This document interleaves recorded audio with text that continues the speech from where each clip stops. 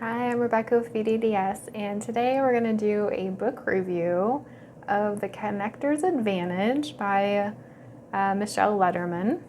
And we're actually only doing the first half, so my B and I decided to break up the book into 2 months, so because the Audible book is about 6 hours.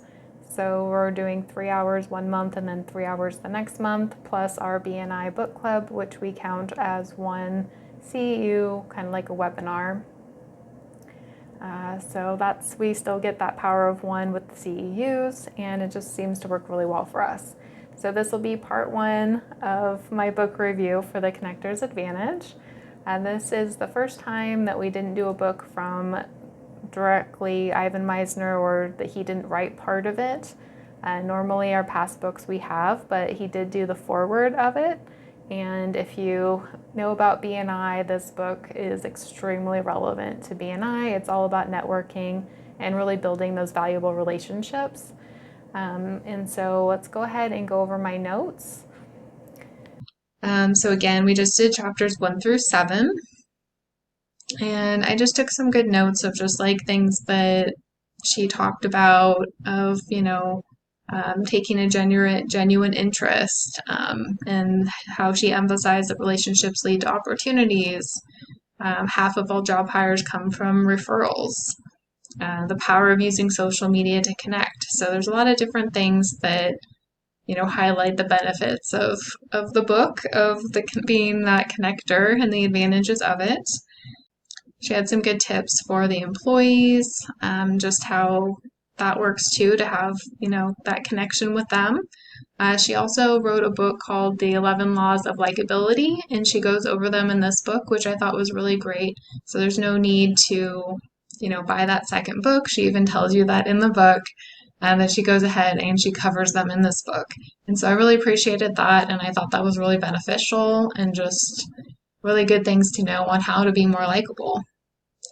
She also went over the 7 mindsets of a connector, which I thought was awesome. Being open and accepting, 1. 2, having clear vision. 3, believe in abundance. 4, trust. 5, social and curious. 6, conscious. And 7, generous spirit.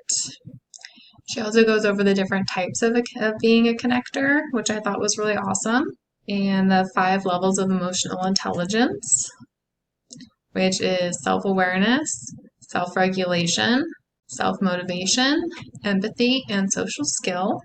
She also went over 4 questions of how to be more accepting with other people, which I thought was really great. So somebody might rub you the wrong way, or you just don't really connect with them. There's 4 different questions that you can kind of ask yourself.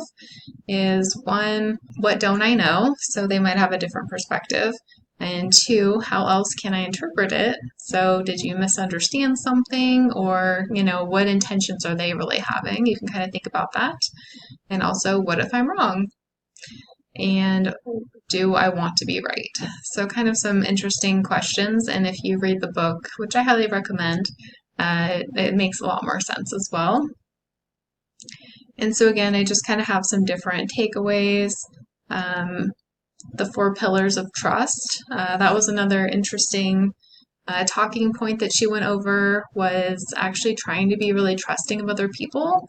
Definitely using your discernment and your wisdom of situations, but going in like wanting to trust people, being open to trusting people, and also really trusting yourself, and knowing that you have that discernment, and that you're going to be okay in the situation.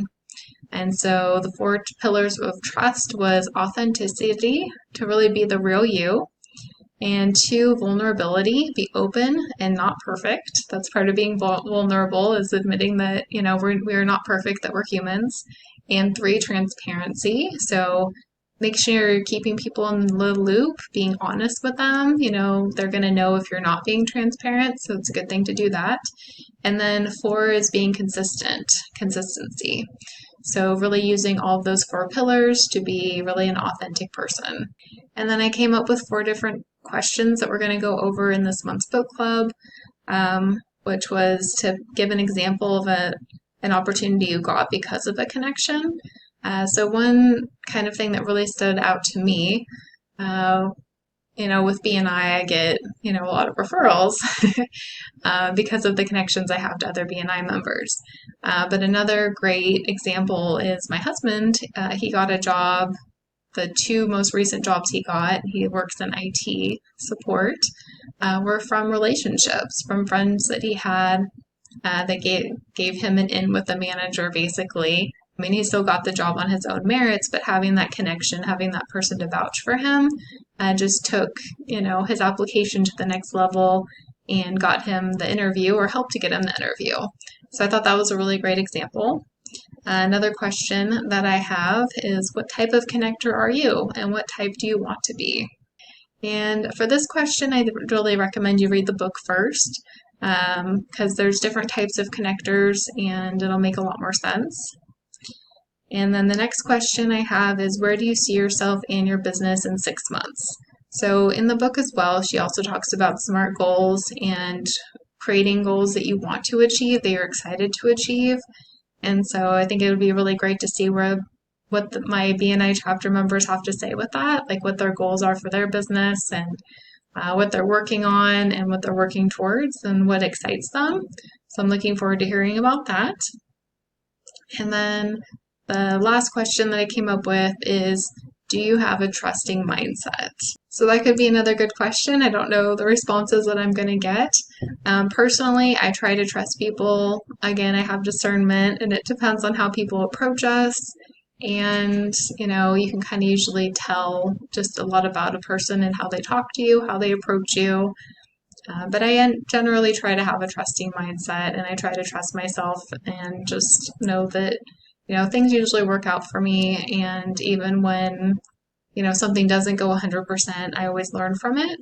And I don't even know if we'll get to the fourth question. Maybe the conversation will be so great we don't even need to. But yeah, so that's what kind of an example of the BNI book club and what we do.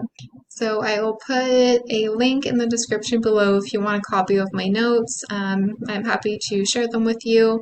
And I'll also put a link in the description too to Audible. So if you want to go ahead and buy this book on Audible, or the paperback version as well, I'll put a link for that.